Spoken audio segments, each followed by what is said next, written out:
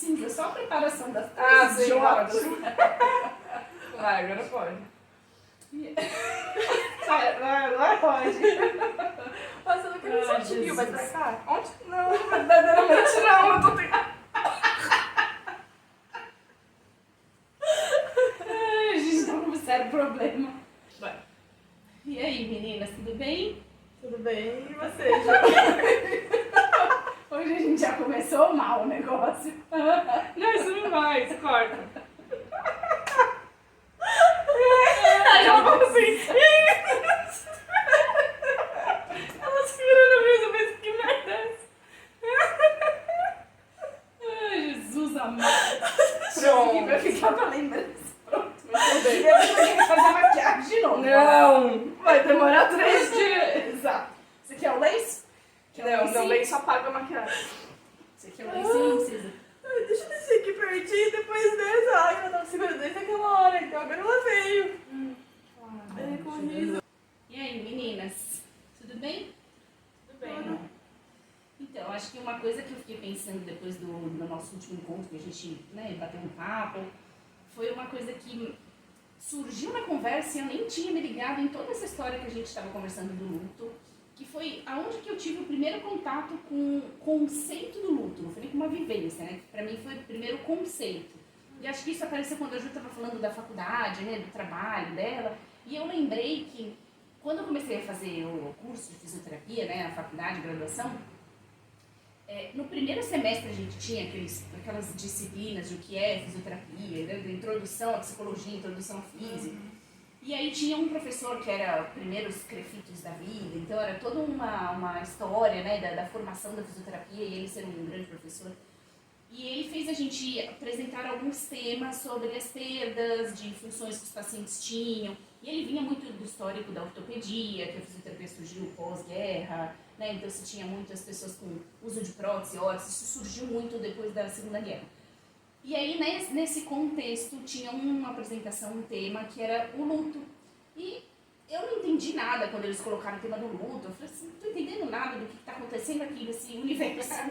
E aí eu fui compreendendo, e foi inclusive o trabalho que daí eu tive que fazer. Então eu tive que estudar um pouco mais a fundo e entender o que era luto ali naquele contexto. Então foi onde eu descobri pela primeira vez que tinha luto, pessoas que vivenciavam o mesmo luto que a gente pensa, né, da morte de um ente querido, com uma perda de um membro, com uma perda funcional importante, e que às vezes o processo era o mesmo do luto, por conta daquela grande perda. E eu não sabia que isso era esse contexto. Eu nunca tinha feito o link de que a perda do ente querido era uma perda e que aí você está perdendo uma história de vida, né? O seu caminho se modifica dali do mesmo jeito que às vezes a perda de um ente modifica a sua vida. Então acho que foi o primeiro contato que eu tive com o luto e eu lembrei isso quando a Ju estava falando do curso da faculdade, assim. E hoje, eu olhando para trás, eu percebo o quanto a gente tem mesmo desses lutos de perdas. Eu, inclusive, passei recentemente, acho que os últimos momentos que eu tive de luto foram mais de função, enfim, que a gente até vai conversar um pouco sobre isso. E hoje eu entendo já mais claramente, mas eu acho que isso era uma coisa que não era clara para mim e talvez não seja claro para muitas pessoas quando estão vivenciando determinados processos, assim.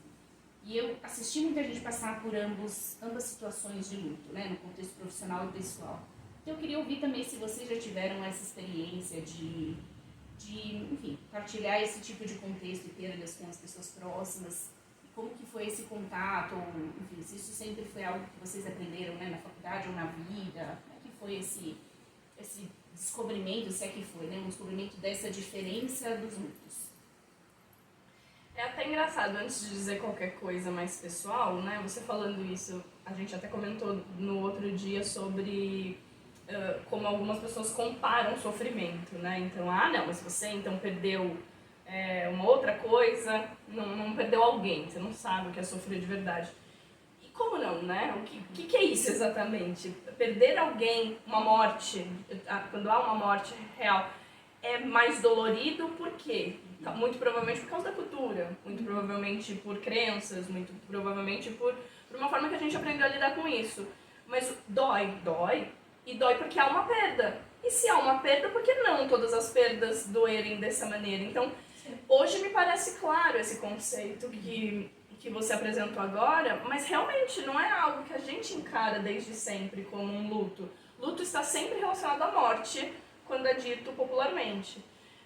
Acho que isso me deparei um pouco mais, sim, na universidade, né, na faculdade de psicologia, porque a gente lida um pouco mais com esse assunto de perdas, por exemplo, de relacionamento amoroso, ou de uma descoberta de uma doença, ou perder um emprego, ou aposentadoria, que nem a Juju falou naquele outro dia. Então,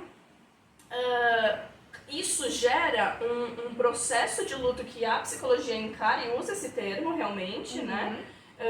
E que viver esses lutos é sempre muito importante. Então, eu também fui me familiarizar mais com esse conceito na universidade. E eu acho que, na verdade, se a gente popularizar isso, é o mais comum. Todo mundo vai ter luto na vida. Todo mundo vai ter que vivenciar um luto. Seja ele de morte, que também vai viver todo mundo, como os outros. Mas os outros, às vezes, mais corriqueiramente. Né? Acho que quantas de nós já não tivemos algum luto relacionado ao trabalho, algum relacionamento, alguma mudança drástica na vida. Encerramento de um ciclo. Encerramentos de ciclos. E com certeza, sim. Eu tô aqui tentando separar quais os mais relevantes, né? Mas nem é só o mais relevante. Acho que disso que você está falando me surge uma pergunta, assim. A gente passa por isso corriqueiramente, como você falou. Por que para algumas pessoas, o que determina um luto de uma perda que não é de morte ser mais significativo, mais importante? Às vezes eles são um processo mais dramático, doloroso, ou mais intenso do que os corriqueiros. Porque eu já passei por várias perdas, como vocês falaram, mas eu tive algumas perdas que foram mais importantes e que eu vivenciei um luto transformador. E que não foi, de repente, uma perda de uma pessoa. O que vocês acham que determina? Tem alguma coisa que faz isso ser diferente? É a forma com que a gente encara, é o momento de vida? Na minha visão, eu acho que é o tabu do luto, da morte. A gente, na sociedade, a gente não fala sobre a morte. Sim. A gente evita falar sobre ela. Então, a ideia de finitude, então, o que acontece pós-morte, já é uma pergunta que ninguém consegue ter uma certeza 100% de responder, e daí vem as crenças, as religiões, os valores para tentar trazer essa resposta. Então, como a gente não tem digamos assim, um caminho, um norte 100%, o que vai acontecer, diferente, por exemplo, a velhice, né? A gente falou da aposentadoria, do exemplo que a gente trouxe. Depois da aposentadoria a gente sabe, você vai continuar vivendo, você vai ter agora uma nova rotina, vai ter... Então a gente tem ideias do que acontece pós e de uma ideia mais concreta. No pós-morte a gente não tem uma ideia concreta. Então tem aquela questão de, acabou, morreu. O exemplo da Mayara de um término de um relacionamento. Quando a gente termina um relacionamento, a gente sabe que outra pessoa vai se relacionar com outras pessoas, que você vai se relacionar com outra pessoa, e assim sucessivamente. Você sabe que ela tá viva ali, e vocês podem até se cruzar em algum outro momento da vida. Então tem uma conversa sobre, tem um desvendar de fato sobre isso.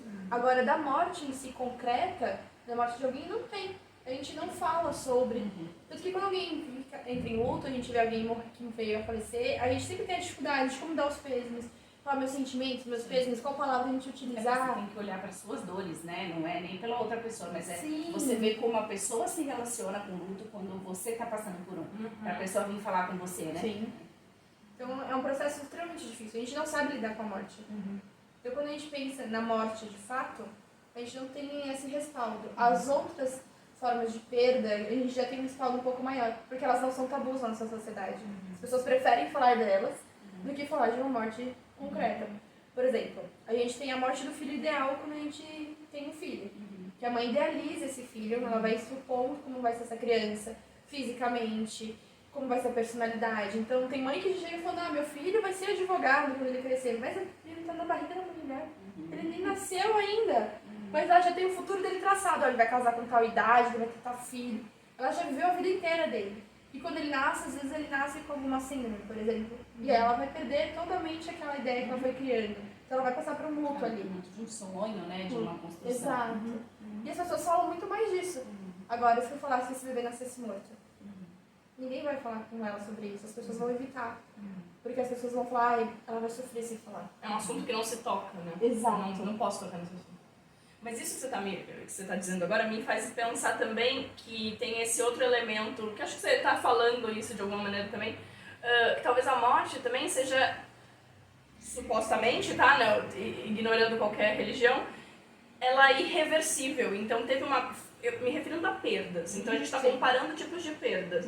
Perder um emprego, perder uma relação, uma transformação na sua vida, geralmente traz alguma coisa. Então eu mudei, eu saí desse emprego, eu ganho outro. Então tem uma troca. Eu perdi, mas eu ganho. Eu transformo, muda a minha vida, pode vir muitas coisas legais, de repente perder aquele emprego nem é tão ruim pra mim, além da naturalidade com que a gente trata esses assuntos. Mas na morte, eu só perdi. É insubstituível. Né? Não só insubstituível, é irreversível e não ganho nada no lugar. Não. Né? Até porque nada seria substituível, mas então, talvez por essa razão e pelo que a Ju também está falando sobre a naturalidade com a qual a gente trata esses assuntos, a morte seja uma dor de perda mais intensa, talvez, ou mais tabu ainda hoje em dia. Mas que sim, poderíamos também mudar algumas crenças, aí falando de psicologia, de psicoterapia, para facilitar esse processo e também, né, direcionar para uma visão de transformação, de renovação de ciclo, em que outras coisas se criam. Se cria sim. Não substitui aquilo, mas se cria outras coisas. Então, pode ser parte disso, né? A diferença ou a dor. É uma junção disso tudo. Mas eu acho que no próprio luto de um ente, você vai lidar com essa dor da perda e teoricamente, do insubstituível, e que a gente até já em algum momento comentou, não sei se foi no curso passado, mas do quanto mais novo é, maior a dor, né? Maior a comoção das pessoas em volta. Porque, fora da ordem cronológica, dói mais. Mas mesmo quando é essa perda, a gente tem que lidar com isso, eu acho que às vezes as pessoas também não percebem que fica a perda, que também é disso que vocês estão falando, que é a perda da rotina, da convivência, que, por exemplo, uma perda de uma mudança de emprego também vai trazer. Sim. Então, por exemplo, você mudou de um emprego e aí agora você está dentro de casa, então você tem que tomar conta até você conseguir um novo emprego, você mudou sua rotina por completo. E o luto da pessoa também tem isso, né? Então eu não sei se somam as dores, mas as dificuldades, talvez, os desafios, eles talvez sejam mais... talvez seja mais desafiador, eu acho, que daí ter que encarar tudo isso. Então, além da minha rotina ser diferente, eu ainda não tenho mais aquela pessoa com quem eu convivia. Né? Eu acho que tem vários determinantes, a gente pode depois aprofundar e conversar isso, do que talvez possa tornar um luto mais difícil, seja ele qual for. Meu questionamento também era esse, assim, que mesmo na perda funcional, às vezes eu perdi um emprego, mas foi bem, ok, é isso, eu entrei em paz com a ideia de que eu vou arranjar um novo emprego, conhecer novas pessoas. De repente não impactou tanto a sua rotina, não teve tantas alterações. Ou eu consegui lidar com aquilo de uma forma ok. Mas às vezes uma perda dessa, que não é de uma pessoa ou de um ente, às vezes é de um sofrimento intenso. E o que determina isso quando a gente está falando só desse tipo de perda? E não só necessariamente do ente querido, assim? O que vocês acham que tem alguma coisa? É um momento de vida da pessoa, que de repente aquilo culminou em alguma coisa? Ou depende da perda e tem coisa que valoriza mais, é pelas crenças? Eu não consigo separar uma única coisa. Tudo isso que vocês estão dizendo faz muito sentido. Acho que tem um momento da pessoa, acho que tem a quantidade de expectativas que foram criadas em cima de determinada coisa, e quando eu falo isso, estou me referindo a emprego, a relacionamento, a familiares e qualquer coisa. Então, por exemplo, numa ruptura de um relacionamento amoroso, que nem a Juliana estava dizendo, a pessoa pode se relacionar com outras pessoas, pode, isso sim. Se eu olhar para a pessoa física saindo do contexto, talvez não seja tão impactante assim, mas essa cascata de perdas que você está dizendo que é muito importante, que é mudar a rotina, mudar os planos que eu tive, as expectativas que eu criei, era uma vida que eu estava construindo e de repente eu tenho que ressignificar. Então, não sei se responde a sua pergunta, mas de repente a quantidade de coisas que eu tenho que ressignificar, o quanto aquilo vai impactar a minha vida no dia a dia. Se não muda tanto, talvez seja mais fácil lidar com esse luto. Se eu tenho que quase me reinventar, talvez seja uma dor muito maior. Né? Você tem que nascer de novo. Um detalhe aí. Eu acho que não é só esse reinventar. O reinventar, sim, vai ser muito dolorido, claro. Porque ela vai ter que se autodestruir também e inventar essa nova pessoa. Mas eu acho que tem um fator um pouco maior. Porque como que essa pessoa está psicologicamente de fato. Se ela claro. tá bem, se ela consegue lidar. Porque eu vejo essa fala da Ju, né? É um momento. Será que é o momento que uma pessoa conseguia lidar com aquilo? Porque, por exemplo, se for uma pessoa que tá tendo um processo depressivo e vem e passa por uma situação dessa, de uma separação, de um término de uma relação, obviamente o processo depressivo dela vai piorar. E essa separação vai ser muito mais difícil pra ela lidar. Agora, se é uma pessoa que está bem, tá tendo, vamos supor, no auge do sucesso da vida dela, ela tá super bem psicologicamente, tá bem financeiramente, bem no trabalho, e acontece um rompimento numa relação amorosa. E ela consegue até ter ascensão maior na vida profissional quando termina essa relação. Então ela vai ter uma outra dinâmica. Então eu acho que envolve esses dois setores principais, né? Como você comentou, mais essa cascata de situações que vai ter que ser modificada, então reinventar esse sujeito, e mais esse aspecto de como esse sujeito está psicologicamente falando, né? Se ele tá bem, se ele não tá bem. Porque se a gente pensar em uma pessoa que tá extremamente fragilizada, vai ser sempre pior. Não, com certeza, isso não pode deixar de Eu lado. acho que é uma junção. Você tem razão. O quão saudável psicologicamente essa pessoa está determina também o grau de sofrimento, isso com certeza. Mas lembrando que pode ser que essa pessoa esteja muito bem Ela pode sofrer psicologicamente, muito e esse impacto aí, pelas questões de ressignificação e de impacto na rotina, causar Um abalo maior. um abalo emocional muito grande, que aí ela Sim. fica. Aí talvez, então, teríamos um processo de luto saudável, mas aí impactou mentalmente, psicologicamente, na saúde mental, digo, né? E aí vai dificultando esse processo de luto daí pra frente. A complexidade do ser humano, né? Não tem muito. Não tem uma fórmula, né? Tanto que não, né? Que a gente até comentou em algum momento, às vezes fala assim, mas, sei lá, uma pessoa perdeu a mãe, aí agora perdeu o pai. Você fala, mas você já perdeu um genitor, digamos assim? Por que você está sofrendo desse jeito? É completamente diferente Não o tem, momento de vida que você está vivendo, né? E uma mesma pessoa vive lutos diferentes, com perdas de pessoas. Eu sou um exemplo desse, enfim, eu até em alguns momentos vou comentar sobre isso, que a Juliane que perdeu uma pessoa num momento X é outra Juliane que perdeu outra pessoa no momento Y, né? É completamente diferente. Heráclito, né? É, Você então, nunca vai se banhar duas vezes no mesmo rio. sim. Porque o rio muda, você muda, a experiência não é a mesma, né? É A sua isso. história é outra. Claro. Mas eu acho que fez muito sentido isso que vocês falaram, e eu fiz essa pergunta até pensando no meu processo pessoal, assim, que eu acho que de perdas importantes que eu tive de entes queridos, né, de pessoas próximas. Acho que talvez a primeira de todas foi a minha avó materna, que eu era muito ligada, era assim, um afeto grande meu, eu tinha 10 anos, então acho que foi o primeiro momento que eu tive que entender, assim, realmente o que era isso. E foi um dos momentos onde talvez eu tenha começado a me aproximar do espiritismo. Assim, eu fui criada no berço espírita, então já eram coisas que se permeavam de conversa, mas que eu quis buscar respostas, que eu queria entender ali. Então eu comecei a perguntar para minha mãe as coisas, eu queria entender melhor como era esse processo, do que ela comentava, né, da nossa crença de que a vida continua, enfim. E aí eu comecei a ler um livro, buscar outro, então foi um processo muito meu de entender esse pequeno mundinho de mudanças ali. Sim. Com que idade? Ela faleceu, eu tinha 10 anos, 10 para 11. E eu comecei a ler. O primeiro livro espírita que eu li, eu tinha 11 anos, assim. Então eu fui numa Bienal do Livro com a minha tia, e aí eu lembro que a minha tia, eu falei assim, eu quero comprar esse, chamava Copos que Andam. É um livro que naquela época, eu sou mais velha que vocês, naquela época tinha muito essa brincadeira do copo. No prédio tinha muita criança, eles adoravam fazer isso. E aí eu quis ler esse livro, porque minha mãe falava que não era legal fazer, tinha um tabu aí com relação a isso, assim. Não era pra fazer, não era pra fazer. E as minha irmã mais nova tinha curiosidade, eu ligava pra você, não vai fazer isso, porque não pode. Mas eu tinha curiosidade. E aí eu me lembro que na Bienal do Livro eu falei, eu quero comprar esse. Aí minha tia ligou pra minha mãe, escuta, a Juliane tá querendo comprar um livro, não sei se eu posso comprar isso aqui pra ela. E meu irmão, não pode deixar ela comprar que eu ajudo ela nisso aí. Mas voltando ao que eu tava falando, eu acho que esse foi o primeiro momento, então eu já tive que entender uma nova Juliane ali. Mas depois, assim, ainda criança, assim, né, num lúdico você leva, não é uma perda de um pai e uma mãe, era minha avó, vivenciava ali pronto, assim, junto, mas não foi uma pessoa, ela era uma figura importante, mas não foi quem me criou, né, não foi um luto traumatizante, isso que eu tô querendo dizer, assim, pra mim. Foi importante, mas a gente conseguiu levar.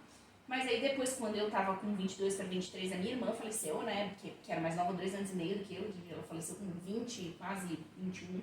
Então foi outro marco, a gente teve que se entender na família, né? Enfim, teve todo um processo aí diferente de vivenciar, que também não sei se foi difícil, mas eu não sei se eu diria traumatizante, mas teve esse outro processo. Depois, quando eu tava com 30, foi a minha mãe. E a minha mãe também é adolescente. Então, eram nós três, eram as 3 mulheres da família, que estavam sempre próximas. Então, foi outro processo difícil. E a sociedade entende que você está passando por um momento delicado, porque é uma perda de uma pessoa, é isso. Apesar de ter o tabu, é justificável esse sofrimento, né? As pessoas falam, não, ok, ela tá passando por isso, foi estúpida com você, é assim mesmo. Esse tipo de coisa. Mas depois, com 2021, 20, a gente tá em 23, 21, acho que eu tava com 35, eu tive um primeiro surto da esclerose múltipla e tive o diagnóstico da doença. E aí foi um outro processo de luto super difícil, porque é uma doença, assim, eu não tenho nenhum prejuízo funcional, isso não me trouxe uma complicação, a gente vai aprofundar isso depois. Mas foi um processo de um luto que eu diria tanto quanto esses. E aí meu ponto era, eu já passei por outras perdas, por que essa, que até não me trouxe um prejuízo da minha rotina, do meu dia a dia, por que isso foi talvez tão marcante? E eu acho que isso vai um pouco do que a Mayara falou, de repente ter olhado de novo construção de sonhos que vão desmoronando, e que daí a Juliane tem que olhar e falar assim, putz, eu tenho que inventar uma nova Juliane, eu já passei por uma outra perda, e agora eu tenho que somar mais uma vez, de falar assim, vamos começar do zero, de se desconstruir e reconstruir um outro contexto. Então eu acho que vai muito isso que você falou, assim, da gente, talvez a gente não tenha espaço na sociedade para conversar nas análises, sim, porque vocês lidam com isso o tempo inteiro, mas não é conversa de bar. Da gente sentar com os amigos próximos ou com familiares e a gente falar como vai ser quando não tiver fulano aqui, como vai ser quando isso aqui não estiver acontecendo. Existe uma dificuldade muito grande da gente falar sobre esse tipo de situação e que vai acontecer, como que a gente vai se reinventar, como que a gente cria novas personas e novos contextos quando a gente passa por esse tipo de situação, assim. Eu acho que é um processo em construção, mas eu diria que se talvez eu tivesse tido a oportunidade de conversar sobre determinadas situações, até em família, né, assim, não que a gente não falar sobre isso, mas com esse olhar de, ok, imagina que eu realmente não estarei aqui, que você realmente não vai ter a pessoa, como é que você vive, como é que você toca. Então, não é a saudade, mas é o dia a dia, porque é onde mais você percebe a falta da pessoa, né? Sim. Pois é, que nem a gente estava falando, que é onde impacta de fato, na rotina, as grandes mudanças que acontecem. Então, muito confortante poder cuidar desse lugar, né? Só que ainda é tabu, e eu confesso que eu mesma não me sinto 100% confortável quando isso aparece, né? Mas eu tava ouvindo um podcast esses dias e justamente falava sobre o Pelé, né? Que recentemente faleceu. E não sei se eu tô falando alguma bobagem, mas parece que ele já tinha, não sei se era a lápide ou a capela no cemitério, alguma coisa assim já pronta pra ele, já tava com tudo ali, nome dele e tal, foto, e que ele já tinha reservado tudo isso há muito tempo, já tinha decidido tudo como seria a morte dele, isso muitos anos atrás, parece, muitos anos atrás. E aí, justamente a pessoa nesse podcast estava falando, quanto isso poderia perturbar algumas pessoas, né? Nossa, que mórbido, mas imagina, entrar em contato com isso agora pra quê? Para, não vamos falar disso. Exatamente, bater na madeira.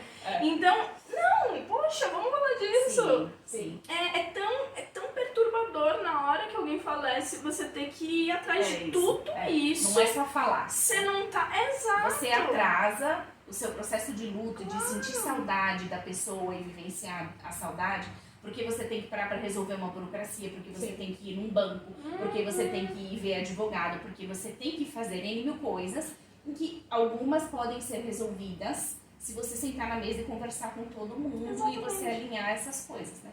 É óbvio, núcleos familiares menores é sempre muito mais fácil, mas... Nem sempre, eu acho que varia muito. Esse exemplo do Pelé, se você lembrar de uma conhecida minha, ela realmente já veio a falecer, mas ela viveu bastante tempo, essa conhecida, ela chegou aos 100 e pouquinhos anos de Uau. idade. E ela faleceu esse ano, Não inveja. inclusive. Que longe. Ela chegou bem longe, mas desde os 80 ela já tinha uma mala pronta. Mas é diferente Com de você a falar roupa desde os dela. 20, né? Não, mas o do Pelé também não era tanto assim. Sim, sim. Não, mas era bem ela, antes. mas você vê o nível que ela chegou. Ela tinha uma mala pronta, com a roupa que ela queria ser enterrada. Ela já tinha comprado o caixão. O caixão dela já estava escolhido. Tudo pago. Ela já tinha pago tudo. Então tava tudo pronto, esperando o dia que ela viesse a falecer. Tudo bem que ela acabou passando do 100, então a família agradeceu muito por isso. Mas ela já tinha feito todo o processo para esse momento de morte dela. Sim. Ela, por exemplo, essa senhora, ela passou por lutos no decorrer da vida dela, antes de vir a falecer, de perda de filhos, por exemplo, e ela acho que sofreu tanto com isso que ela fez essa preparação para que ninguém passasse pelo mesmo sofrimento que ela, quando fosse a vez dela. Sim. Então ela deixou literalmente tudo pronto. É igual você estava falando agora da família nuclear pequenininha, também tem essa história, a gente, da burocracia e tudo mais, a gente tem um respaldo se a gente quiser. A gente tem serviços hoje em dia, tanto que serviço é um tabu quando a gente fala, eu tenho seguro de vida, eu tenho Ou uma assistência agência funerária. As pessoas assim, como assim você tem uma assistência funerária? Ninguém conta quando as pessoas têm assistência funerária. E a assistência funerária é justamente para evitar esse sofrer tão grande ali na hora da morte. E também, às vezes a gente tem que embolsar um dinheiro para pagar todo esse processo de enterro, que às vezes a gente não tem, porque estava preparado, a gente não esperava que alguém ia morrer, então deixa eu guardar um dinheiro aqui para comprar um caixão. Sim, Então, assistência funerária ali é um serviço que eu particularmente acho muito bom nesse momento. Quando eu passei por um luto, eu usufruí desse serviço. E eu falei assim, gente, isso foi maravilhoso. Foi confortante, né, também. Já é o apoio que às vezes ninguém tem.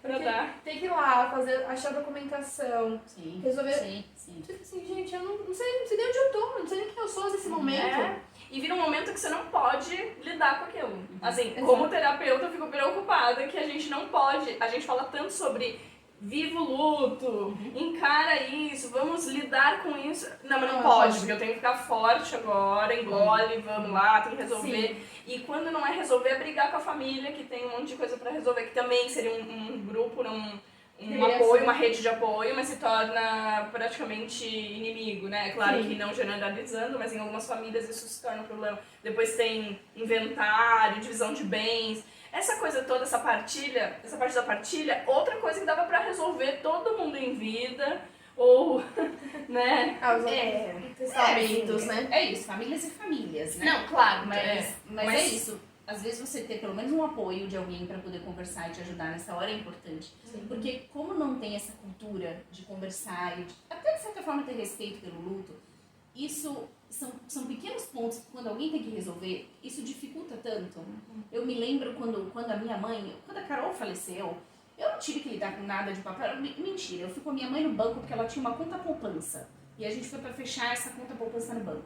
Mas eu não tive que lidar com mais nada de burocracia, meu pai e minha mãe que fizeram isso. Mas quando a minha mãe, e também minha irmã não tinha bens, não tinha partilha, nada disso. Mas quando a minha mãe faleceu, já é outra história. A gente teve que resolver situações. E eu lembro de eu ir, por exemplo, na Renner. Tipo, ela tinha um cartão da Renner, eu vou fechar o cartão da Renner. E quando você fala assim, olha, eu queria encerrar o cartão, tem dívida, o que tem pra pagar, né? Tem, sei lá, tem R$100, pago R$100. Então eu vou encerrar, mas por que você vai encerrar? Porque a pessoa faleceu, teu atestado de óbito tá aqui. Mas você não quer pra você o cartão? Não, faz pra você, eu passo pra você o nome aqui. Assim, é um momento que você fica tão em choque. Então, tipo, eu não sei se eu tô com ódio, eu não sei se eu vou chorar de raiva, eu não sei se eu vou chorar de tristeza, eu não vou chorar de pena, ou se eu não vou chorar e vou mandar você pra aquele lugar. Porque são situações que, se a gente não conversa sobre isso na sociedade, as pessoas não sabem lidar.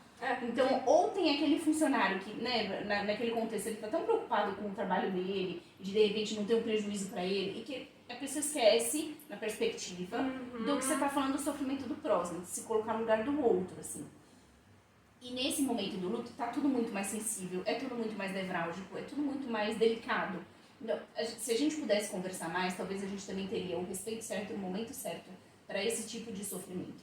Então, a gente também fazer o acolhimento. Eu acho que muitas vezes é a gente também estender a mão e ajudar quando a pessoa precisa passar por um processo burocrático. Porque eu não posso tirar a dor que ela está sentindo. Eu nem deveria querer fazer isso. Porque é na dor que ela vai poder se ressignificar ou se reencontrar. Mas eu posso amenizar. Então, às vezes eu posso ajudar, ou se ela precisa vivenciar aquela dor, como que eu posso estender a mão e ajudar de alguma forma com uma coisa prática? Então, você vai mexer num armário que você quer doar roupa, eu vou sentar lá com você, a pessoa vai chorar, mas você tá ali, você tá ajudando, você tá do lado. Então, eu acho que as experiências que eu tive me fizeram ver hoje que essa praticidade e de ter pessoas à nossa volta que vão ajudar com essas coisas pequenas podem ajudar muito esses momentos de perdas, e aí não é só a perda da morte, mas essas pequenas, mesmo as perdas de função ou de rotina, esses momentos em que você tem pessoas te ajudando nessas pequenas coisas fazem muita diferença. Porque daí você consegue mergulhar no processo, pelo processo em si, de poder sentir a falta, de poder chorar, sem você ficar presa só nesse eu tenho que parar para resolver, então agora eu tenho que engolir o choro, eu tenho que fazer isso aqui, então agora eu tenho que resolver isso aqui, agora eu tenho que ir no advogado. Isso soma sofrimento, eu acho, né, que poderia ser evitável. É a cascata. A cascata, como a Mayara comentou. Eu sou um pouquinho diferente de vocês. Vocês comentaram que vocês perceberam a existência de outras formas de luto na graduação em si, ou nesses momentos mais de educação, né, acadêmico. Eu percebi numa transição minha acadêmica que existiam outros tipos de luto, mas foi dentro de um processo terapêutico que eu comecei nesse momento. Eu já tinha vivenciado o luto de uma perda na minha vida, mas tanto que aí eu descobri que eu não sabia lidar tão bem assim com as perdas e os lutos, né? Quando eu fiz uma mudança de vida em um ciclo, foi o encerramento de um ciclo e iniciando um outro ciclo, essa ideia de trocar de ciclo, um pouco antes, aí eu poderia dizer que eu tive até um luto antecipatório, antes da mudança em si, que a mudança já estava anunciada, que iria acontecer, eu comecei a me sentir mal, eu comecei a ficar um pouquinho nesse... Como que eu vou me lidar com essa mudança? Vai ter que inventar uma nova Juliana, então vai surgir uma Juliana nova, como que eu vou fazer essa Juliana? Como que vai ser esse processo? Toda a rotina ia ser quebrada, ia ter uma mudança de 5%. Aí eu realmente comecei a ficar mal. Então aí foi que eu acabei me adoecer um pouquinho, aí veio a rede de suporte para nos acolher. Então, nesse momento meu, eu percebi que eu fiquei bem depois, eu consegui superar esse luto meu, que a gente pode chamar, esse momento de perda, com a minha rede de suporte, que estava sendo muito importante para mim naquele momento, que foi a minha família. Sem a minha família naquele momento eu não tinha conseguido fazer essa transição de fato e conseguir reinventar essa nova Juliana, que foi um processo meio doloroso para mim. E não foi uma perda de uma morte, foi uma perda de um fechamento de ciclo somente.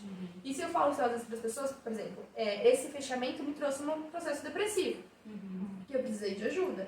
Se eu conto para a pessoa, por que você teve depressão? E eu falo que foi por conta de fechamento de um ciclo na minha vida, as pessoas falam, nossa, que coisa besta. Que bobagem, você não tem direito de sofrer com Por que isso. você sofreu por isso? Isso é estigma de saúde mental no geral, né? Que a gente já sabe que isso Sim. Pois é. Daí depois, quando algumas pessoas da gente, por exemplo, da área de saúde, que a gente conversa, vai entendendo um pouquinho. Mas mostra quanto é importante, eu trago essa experiência pessoal minha, porque eu ainda não estava no processo terapêutico. Eu fui entrando no processo terapêutico no final desse ciclo.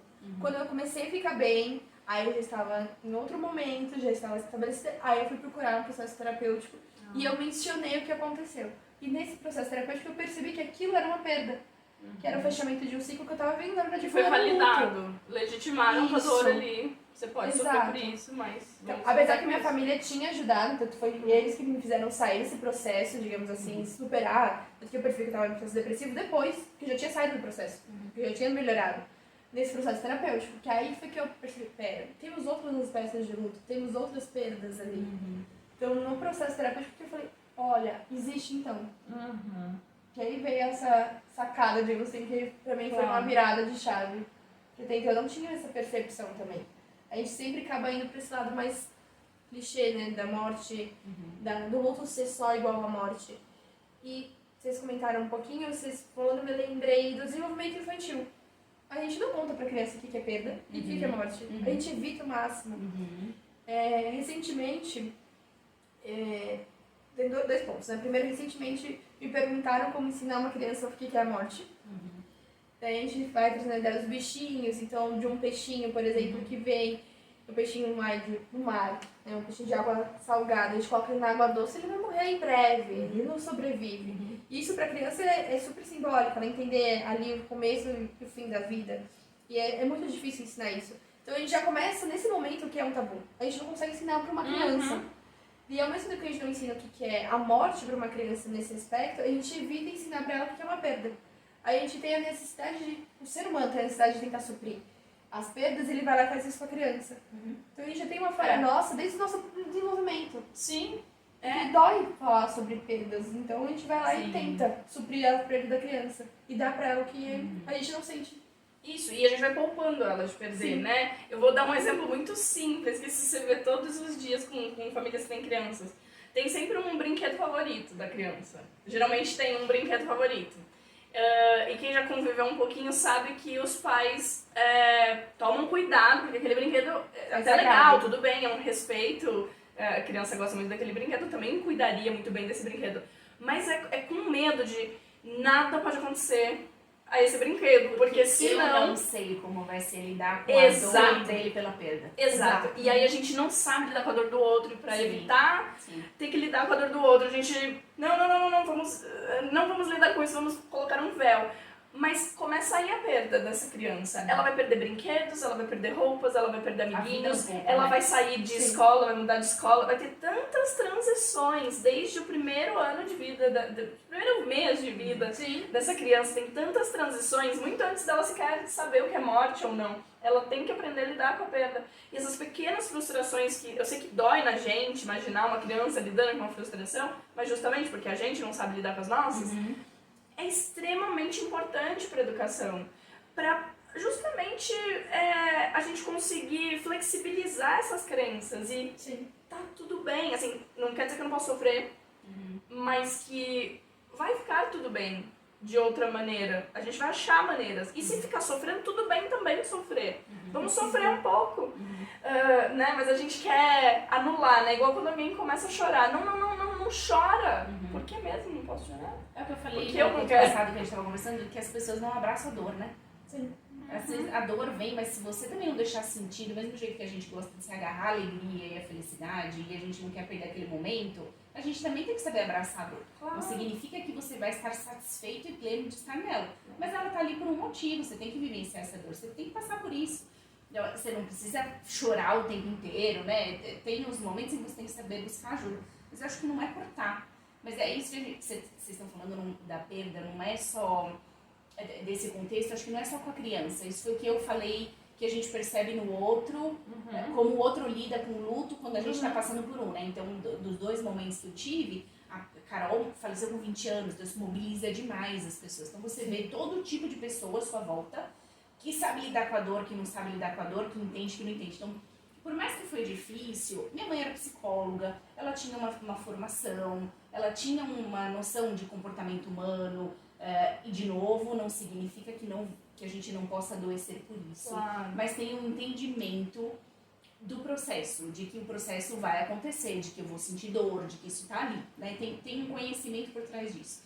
E eu já tinha 2 anos, 3 anos, eu acho, de hospital, e hospital UTIs, né, enfermarias, na física respiratória, a gente assiste muito situações emergenciais. Então também era uma coisa que eu já tinha entendido. Então a forma com que a gente, apesar de tudo, e das nossas crenças, a gente foi lidando com a perda da Carol, a gente, pelo contrário, chocou muitas pessoas de como a gente conseguia falar sobre isso, de como a gente conseguia verbalizar ou entender, ou às vezes...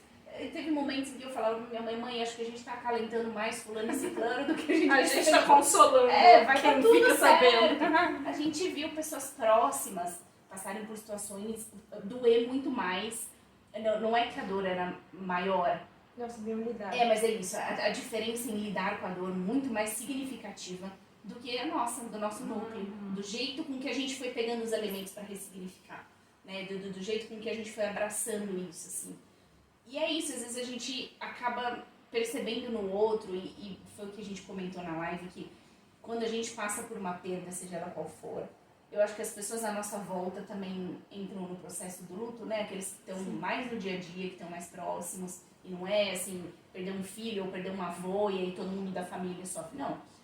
Se eu perdi alguém, os meus amigos, os meus profissionais que estão em volta também estão passando por um processo de luto, porque impacta, né? Porque impacta na discussão. E eu descobri muitas coisas legais conversando sobre isso com as pessoas à minha volta, né?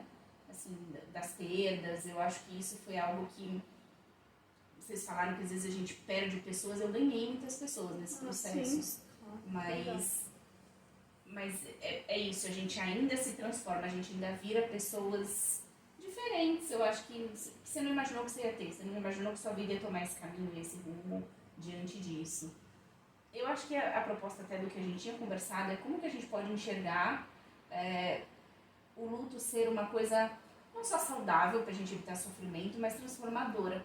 Porque a gente vai ter que lidar com essas perdas e nesse processo em que a gente vira novas pessoas, como a gente pode virar pessoas melhores, né? E melhores para que a gente possa colaborar com uma humanidade, uma sociedade em que a gente possa falar mais sobre os assuntos, né? Ter mais conexão, ter mais empatia e transformar as gerações, porque é isso, a gente tá aqui por um motivo, eu vou deixar alguma coisa para trás. Então, como que eu posso fazer isso ser mais significativo, mais útil? É um processo, não sei se a gente vai ter resposta para isso, mas eu acho que essas conversas, essa era a intenção, né? Que essas conversas pudessem gerar esse tipo de contexto, né? E é por aí mesmo, né?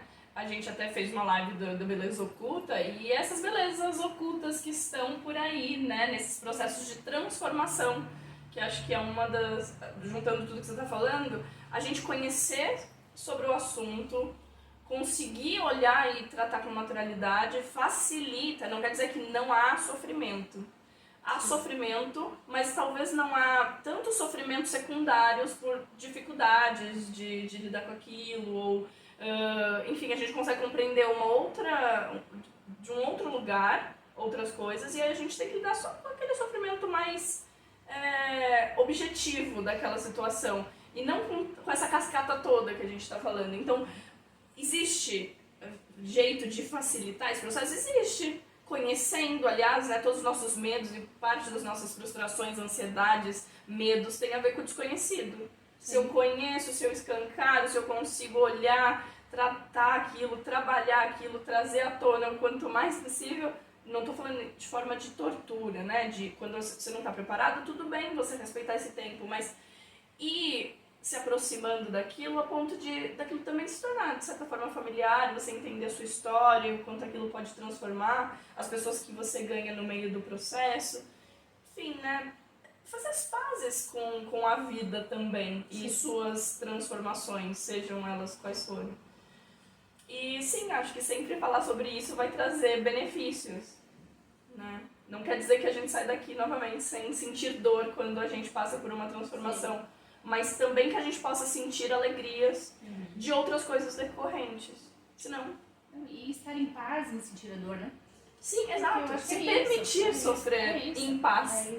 Né? Justamente. Um conhecimento, falar sobre, vai trazer uma dor também. Por exemplo, a gente aqui falando sobre, eu tenho certeza que todas nós vamos sentir um pouquinho das nossas dores aqui, quando a gente toca ali. Você comentou da sua mãe, da sua irmã, deve ter trazido incômodo.